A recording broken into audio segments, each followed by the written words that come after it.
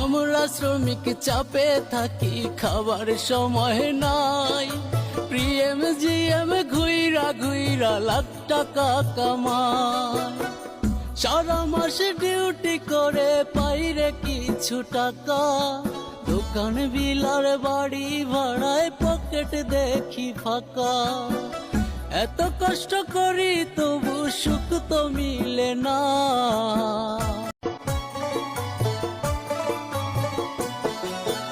আমরা শ্রমিক চাপে থাকি, খাবার সময় নাই।